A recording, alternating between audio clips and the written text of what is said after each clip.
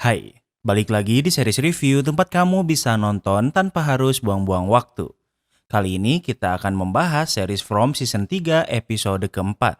Di episode sebelumnya kita memiliki beberapa kejadian. Pertama, Boyd akan bermalam di dalam bis untuk memperhatikan gerak-gerik para monster. Sementara Victor menemui Sarah untuk menceritakan sesuatu dengan membawa koper. Sementara Tabitha dan ayah Victor terhalang pohon yang bisa membawa mereka ke Fromville. Apa yang akan terjadi di episode keempat? Tapi sebelum mulai, jangan lupa subscribe channel ini jadi Mimin makin semangat review series lainnya. Tanpa berlama-lama, mari kita bahas. Di awal series ini, kita akan berada di dunia nyata di mana mobil ambulan terhalang pohon yang tumbang di jalan. Petugas ambulan mencoba menghubungi pusat, namun radionya tidak bisa terhubung kemanapun. Selain itu, polisi juga merasa ada yang aneh karena tidak ada satupun mobil yang lewat padahal seharusnya jalan ini dipenuhi kendaraan. Tabitha keluar dari ambulan dan menyadari apa yang akan terjadi pada mereka. Di langit mereka melihat banyak burung gagak sama seperti saat pertama kali Tabitha terjebak. Sementara itu di Fromville, Ethan sedang melihat beberapa gambar namun di saat yang sama telepon rumah berbunyi. Karena tidak ada siapa-siapa, Ethan mengangkatnya. Thomas. Mom's in trouble. She's in an ambulance. Orang yang menelponnya adalah Thomas dan berkata kalau saat ini ibunya sedang di dalam ambulan dan ia harus membantunya. Ethan bingung namun di saat yang sama Jim merebut telepon itu. Jim ingin Thomas tidak mengganggu anaknya namun Thomas menjawab kalau Julie dan Ethan bukan lagi anaknya. You leave my children alone. But they're not your children anymore. Jim yang marah mencabut telepon itu, namun dari awal telepon ini memang tidak memiliki kabel apapun. Jim bertanya apa yang Ethan dengar dari Thomas. Ethan menjawab kalau saat ini ibunya sedang di dalam ambulan dan membutuhkan bantuan. Sementara itu di rumah koloni, mereka membersihkan bekas burung yang menabrak jendela sebelumnya. Sementara Fatima diperiksa oleh Mariel yang akan bermalam di rumah koloni karena saat ini Christy sedang di hutan dan ia tidak ingin sendirian di klinik. Setelah Mariel memeriksa, ia tidak menemukan apapun yang aneh dengan Fatima, malahan Fatima terlihat membaik. Hal ini karena Fatima sudah bisa makan walau tentunya ia tidak memberitahu kalau ia hanya bisa makan makanan busuk pada Mariel. Mariel memberi air minum pada Fatima, namun Fatima sepertinya juga tidak bisa meminum air karena ia hanya meminum sedikit air pemberian Mariel. Sementara itu di rumah Sarah, Victor mengingat rumah ini adalah tempat di mana ia dan saudarinya sering bermain. Victor memberitahu Sarah kalau ia kesini bersama saudari dan ibunya namun mereka sudah meninggal. My mother too, but they died. Just like Nathan. Except I didn't murder them. Sarah memberi Victor beberapa spray kasur untuk membuat benteng sementara Sarah bingung apa yang sedang mereka lakukan. Victor menjelaskan saat ia kecil ibunya pernah mencoba menyelamatkan semua orang namun ia meninggal, kemudian semua orang meninggal. Namun masalahnya Victor tidak bisa ingat bagaimana atau kenapa. Sehingga ia harus mengingatnya karena sangat banyak hal yang berubah di tempat ini. Too many things are changing. It's never snowed here before. Seumur hidup Victor di sini, salju tidak pernah turun seperti sekarang. Namun mereka akan melakukannya di basement. Mereka membuat benteng dengan spray kasur di basement. Victor menjelaskan di hari saat ibunya pergi, ia memintanya dan saudarinya untuk menunggu di ruang bawah tanah. Namun saudarinya tidak mendengarnya dan pergi mengejar ibu mereka sementara Victor menunggu di sana. Saat Victor keluar, ia melihat semua orang meninggal. Ini adalah hari di mana ia bertemu dengan anak berpakaian putih. Sarah terkejut karena setahunya hanya ia yang pernah melihat anak itu.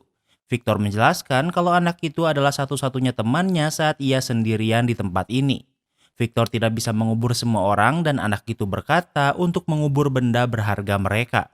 Dan benda-benda itulah yang berada di koper yang Victor kubur. Victor berpikir dengan benda ini mungkin ia bisa mengingat apa yang terjadi. Sarah bertanya kenapa Victor membutuhkannya. Victor menjawab kalau ia tidak ingin melakukannya sendiri karena mungkin ia mengingat hal yang menakutkan. Dan bagi Victor, Sarah adalah orang paling menakutkan di tempat ini sehingga itu tidak akan menakutkan untuk Sarah. Victor melihat jam tangan yang ia bisa ingat milik siapa. Ada juga sebuah kotak rokok dan saat menyentuhnya ia juga bisa mengingat ini milik siapa. Nothing for Christopher. Who was Christopher? Namun Victor ingat kalau di koper ini tidak ada benda milik pria bernama Christopher. Victor mencoba mengingat Christopher, namun hal ini membuatnya gelisah dan berpikir ini adalah ide buruk. Untungnya Sarah ada di sana untuk menenangkan Victor. Victor ingat yang hilang adalah boneka yang sering dibawa Christopher yang memiliki nama Jasper. Victor menggambarkan Christopher sebagai orang yang sangat menyenangkan. Namun semua itu berubah ketika Christopher mulai melihat simbol aneh. Ia mulai menghabiskan waktu sendirian, bahkan suatu hari Victor melihat Christopher berbicara dengan Jasper. Namun yang lebih aneh, mulut Jasper juga bergerak dengan sendirinya. Victor berkata kalau Jasper adalah orang yang bisa memberitahu apa yang sebenarnya terjadi. Sementara itu di hutan, Christy, Kenny, dan Jet berlindung di bangunan yang sama. Kaki Christy masih terluka, namun selain kakinya, keadaan Christy baik-baik saja. Kenny tidak bisa tidur dan untuk sekian kalinya Christy terus memberitahu Kenny kalau ia tidak sendirian. Kenny menjawab kalau keadaan sudah berubah. Ia merasa apa yang selama ini ia perjuangkan sudah hilang dan ia tidak tahu apa yang harus ia lakukan. Karena pembicaraan mereka membuat Jet juga tidak bisa tidur. Jet memberitahu tentang pria menakutkan yang ia lihat sebelumnya. Sejak Jet kesini, ia berhalusinasi dan sering melihat simbol aneh yang tidak pernah ia mengerti maksudnya. Saat Jet melihat simbol yang sering ia gambar, ibu Kenny menunjukkan buku yang juga berisi banyak simbol yang sama.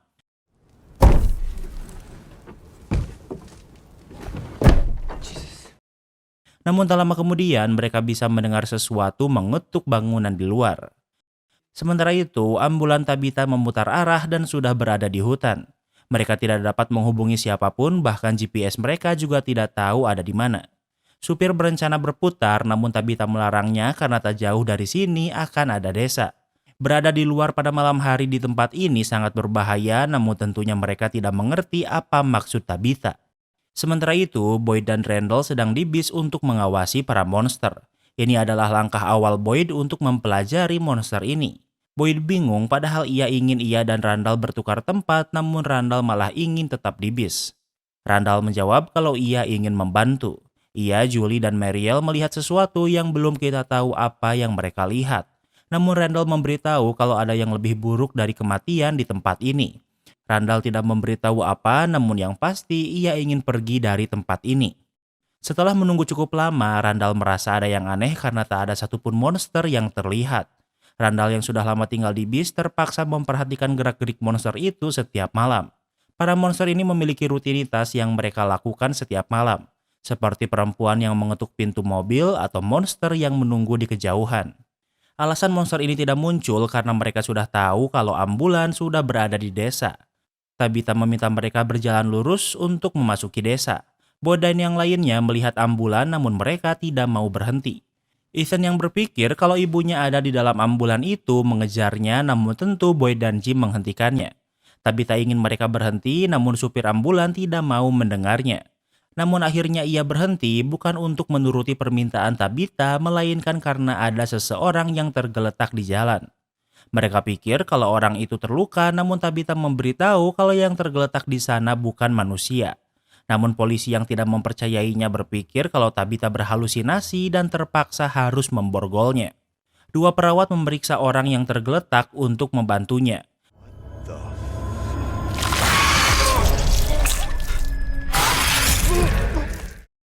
Namun ini adalah jebakan karena dengan mudah mereka diserang dan dibunuh monster yang sudah tidak pura-pura lagi.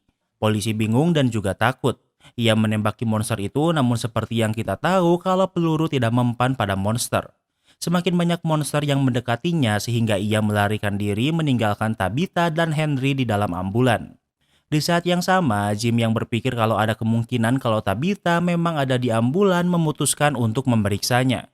Boyd dan Jim akan membantunya dan meminta Ethan dan Julie menunggu. Jim pergi ke ambulan dan berhasil bertemu dengan Tabitha. Namun masalahnya saat ini tangan Tabitha diborgol. Karena kunci borgol ini dibawa polisi yang kabur membuat Randall pergi ke mobil untuk membawa perkakas. Sementara itu, polisi ini terus berlari dan sampai di rumah koloni. Semakin banyak monster yang mengepungnya dan polisi ini terus menembakinya walau tak ada yang berhasil.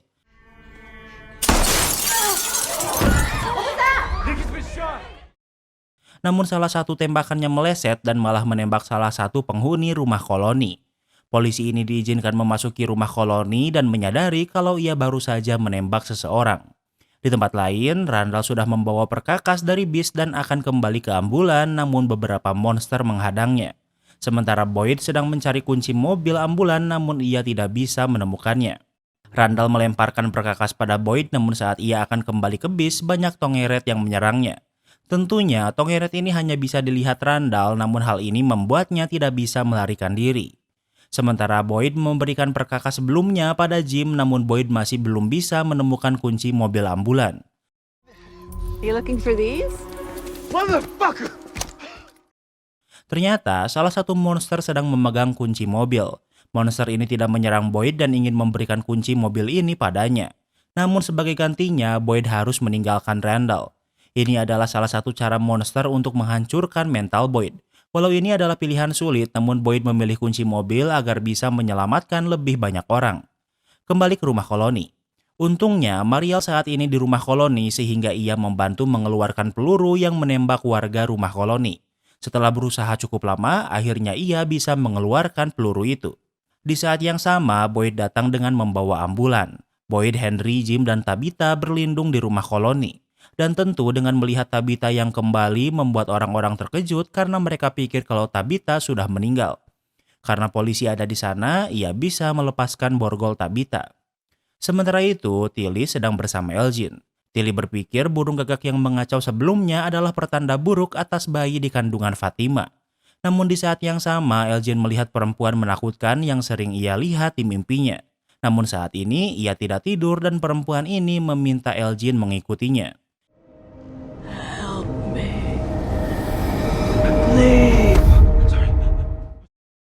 Elgin mengikuti perempuan menakutkan ini dan meminta pertolongan.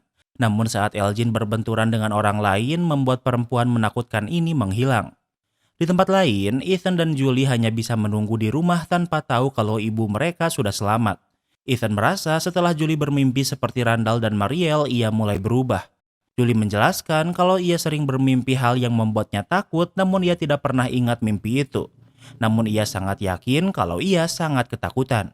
Mungkin inilah kenapa Randall, Julie, dan Mariel tidak pernah memberitahu apa yang mereka lihat karena mereka juga tidak bisa ingat.